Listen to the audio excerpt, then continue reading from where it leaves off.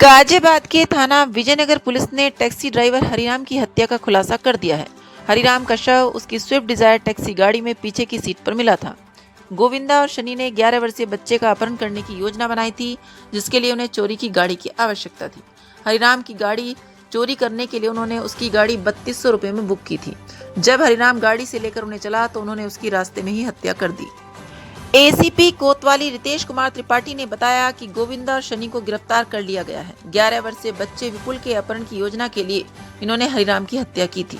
हरिराम की हत्या कर वह उसकी गाड़ी का प्रयोग अपहरण के लिए करना चाहते थे।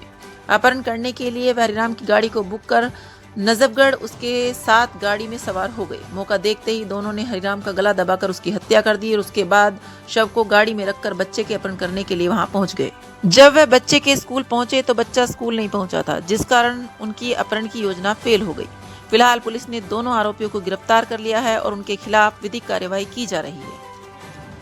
इसके अंदर एक शव मिला था, क्या है पूरा मामला? देखिए, दिनांक 20 नवंबर 2025 को गाजियाबाद पुलिस कमिश्नरेट के थाना विजयनगर अंतर्गत पड़ने वाले मेरठ एक्सप्रेसवे हाईवे पर एक कार अनजान अवस्था में खड़ी हुई थी और उसमें एक डेड बॉडी मिली थी।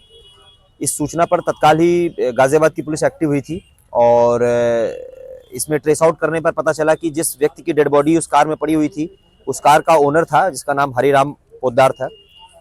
आगे जब इस पूरे कार का वहां पर लोकेशन और कहां से ये कार चली थी और कब इसको निकले थे, जब इस पूरी चीज को ट्रेस आउट किया गया तो ये पता चला कि उसी 20 तारीख की सुबह ये कार दिल्ली नजफगढ़ के क्षेत्र से चली थी और दो व्यक्ति जिनका नाम गोविंद और सनी है वो इस कार में सवार हुए थे वहां से। और उसके पश्चात इसमें जो गोविंद और सनी है, इन्होंने बीच रास्ते में जो कार का ओनर है उसको कार को लूटने के उद्देश्य से उसकी कार में ही हत्या कर दी। और हत्या करने के पश्चात जो इनकी प्लानिंग थी कि कार को आगे इस कार को इनको ले जाकर और एक नजफगढ़ में ही एक विपुल कुमार नाम के व्यक्ति का जो पुत्र है 11 वर्षीय, जो कक्षा 7 में पढ़ता है, उसको उस कार के माध्यम से इनको किडनैप करना था। और इस प्लानिंग को एग्जीक्यूट करने के लिए इन्होंने उस कार को वहां से हायर किया था, लेकिन इनकी प्लानिंग वहां पर सफल नहीं हो पाई और वो लड़का उस दिन जहां से इनको उस लड़के को उठाने का प्लान था, वो उस दिन स्कूल नहीं गया, तो वहां ये इनको नहीं मिल पाया। तो उसके बाद इन्होंने इस कार को वापस यहाँ विजयनगर में लाकर छोड़ दिया और उसमें डेड बॉडी पीछे पड़ी हुई थी और उसके पश्चात ये व्यक्ति वहां ऑटो करके वहां से फरार हो गए।